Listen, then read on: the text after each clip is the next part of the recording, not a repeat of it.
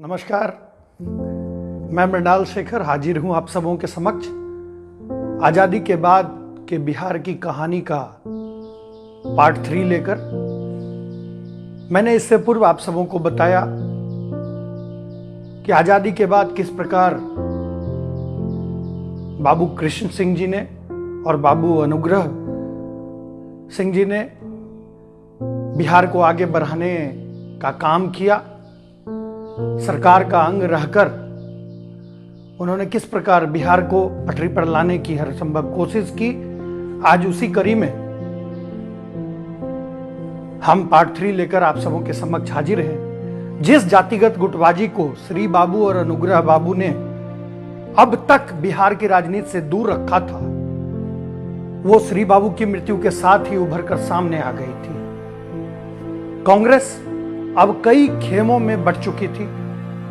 एक खेमा महेश प्रसाद सिंह जी का, दूसरा विनोदानंद झा जी का, तीसरा खेमा अनुग्रह बाबू के सुपुत्र सत्येंद्र नारायण सिंह जी का और चौथा खेमा के.बी. सहाय का था।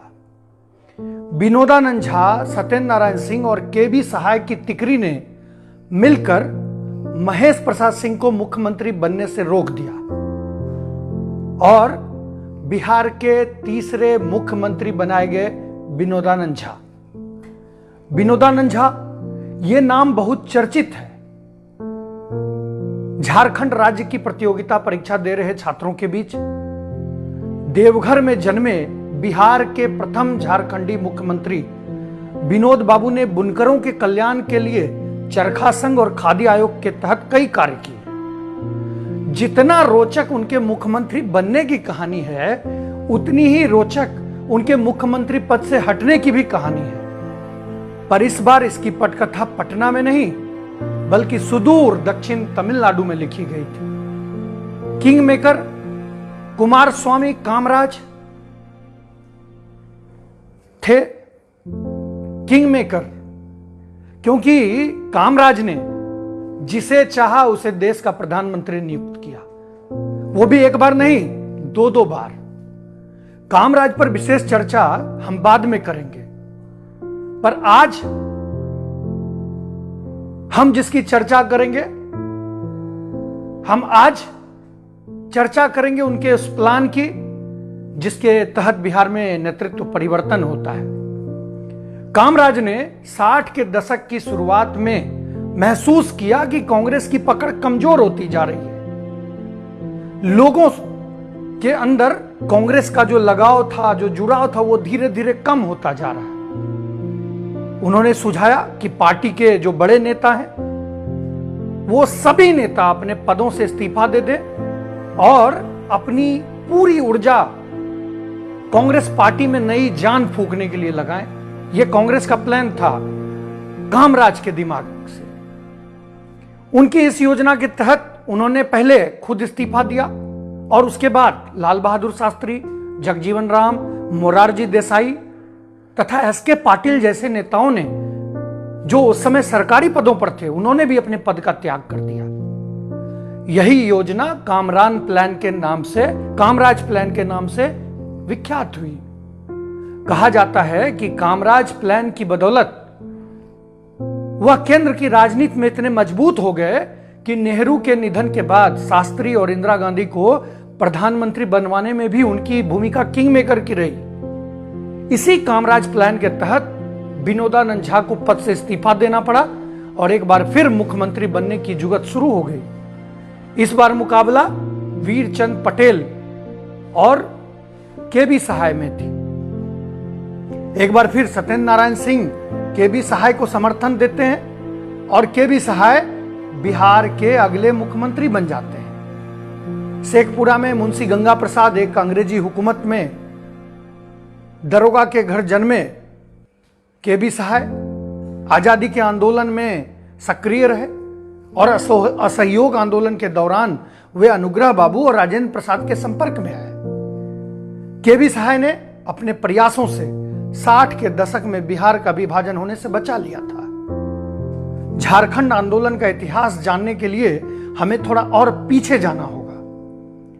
एक नाम जो उभर कर सामने आता है झारखंड आंदोलन के सबसे बड़े नेता, Olympic gold medalist hockey player, Oxford में पढ़े, सिविल सर्विस क्वालिफाई कर उसे छोड़ने वाले जयपाल सिंह मुंडा का 1928 के एम्स्टर्डम ओलंपिक में गोल्ड मेडल जीतने वाली हॉकी टीम के कप्तान थे मुंडा, जिसमें ध्यानचंद उनके साथी थे।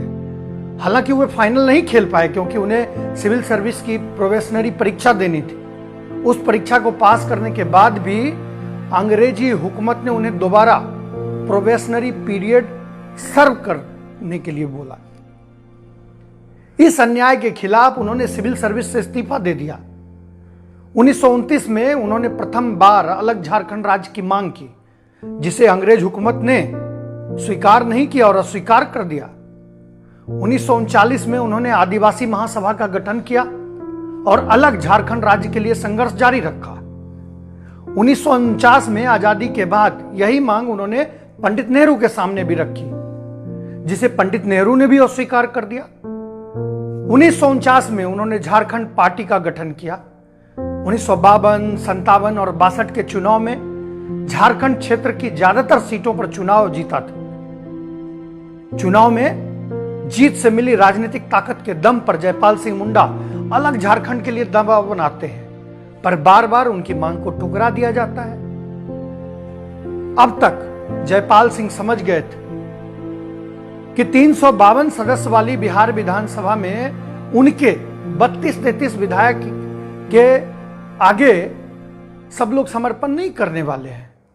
केबी सहाय ने अपने राजनीतिक सूझबूझ से जयपाल सिंह मुंडा की पार्टी का विलय कर लिया कांग्रेस में, और बदले में उन्होंने झारखंड राज्य के लिए विशेष पैकेज, झारखंड क्षेत्र के लिए विशेष पैकेज एवं वहां से जो चुनकर आए थे विधायक, उनको मंत्री का पद दिया।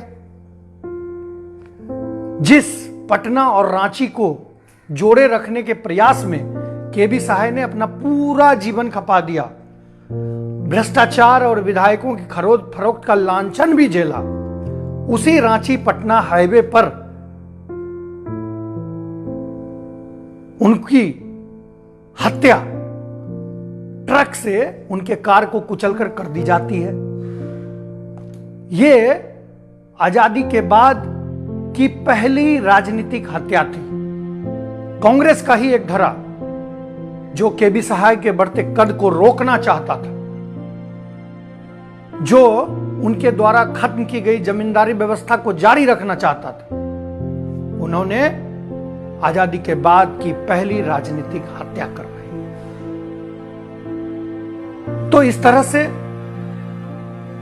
बिहार में एक कद्दावर नेता की हत्या होती है और बिहार उस हत्या के बाद स्तब्ध हो जाता है। आपने आज जाना कि किस प्रकार आजादी के बाद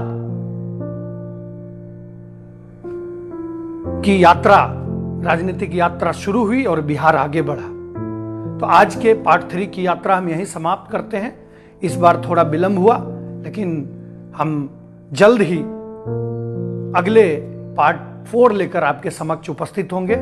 उम्मीद है कि जो मेहनत करके अपने साथियों के परिश्रम से हम ये जानकारियां आप सबों तक पहुंचा रहे हैं, वो आप सबों को जरूर अच्छी लग रही होंगी। आपकी शुभकामनाएं और आपका आशीर्वाद हमें ताकत दे रही हैं, हमारा संबल बन रही है। इसी प्रकार आपका साथ हमारे साथ रहे और इस यात्रा को हम निरंतर आगे बढ़ाते रहेंगे। बहुत धन्यवाद। आप अपना बहुत ख्याल रखिए।